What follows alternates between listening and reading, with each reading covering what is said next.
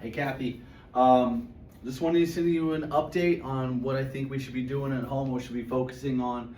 It seems like that upper hamstring is causing a little more grief than some of the other muscles around it. I still want you to do that, that side hip stretch, because they both right and left feel tight, and also we kind of look at what the last few weeks have brought you is. I know you're not limping necessarily, but definitely a little bit, some added unsteadiness to your gait. So that usually gets those hips working a little bit harder. So I'd still do that side stretch, both legs. If the left side is a little more tight, then it's been maybe a little more time there.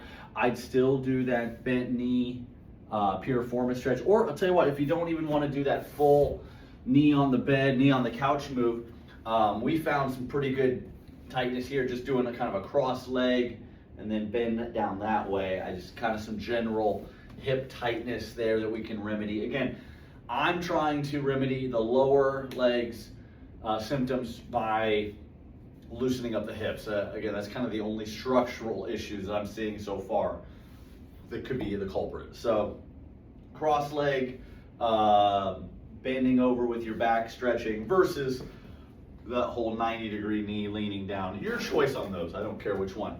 But I say those first just to say I really want the emphasis to be the hamstring. So the one that we're already doing for the hamstring was that lunge into a hamstring stretch. I want you pretty much just to bring this one to the top of the priority list. You just can't do this enough. We don't need to go you don't need to go too extreme this way or too extreme this way. I think what the beauty of this one is just that we're covering both bases. We're both loading the leg and we're stretching the leg. So it's getting a little bit of work, a little bit of tension in that tendon, and then you give that tendon a little bit of stretch. The idea is by working it lightly, that hamstring tends to trust us again and let go. Again, I don't want any of that to be painful. I want that to be pretty easy breezy. The one that we're adding today is going to get a little more aggressive with that hamstring. So being that it's probably a little bit more aggressive, start light, don't go crazy. I want butt pretty close to the wall.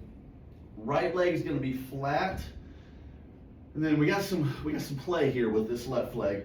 We can go bent knee a little bit, put some pressure, almost like you're doing a one-legged bridge. That's the exercise I'm trying to mimic here, is a bridge. You're gonna feel some tension in the butt. You're gonna feel that leg working, doing some work. The more bent your knee is, you're actually gonna get some help from your glutes. So it should be a little bit easier. You bring this guy up here, a little straighter, and you push. Now it's more hamstring. It should be a little bit harder. So again, the idea is we're putting that hamstring into a stretched position. I mean, honestly, if you get pretty close, that's a fairly stretched hamstring. And then with a straight leg, you're pushing your heel into the table. Again, if you're getting a calf cramp, stretch your calf first, then come back to it. Or just watch that foot position. Maybe a little more heel needs to be involved. Maybe a little more flat foot. You'll find the one that works the best for you. And I don't care about reps here. The way I would probably treat this would just be a variety of contract and relax.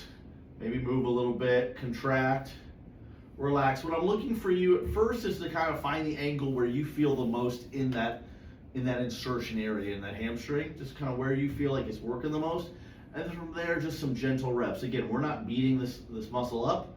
We're just using it at length. We're giving it a stretch and then making it do some work. And that typically is how we treat both tendon issues, loading them at length, and that's also how we're gonna get this muscle to relax a little bit, get some of that chronic tension out of that muscle.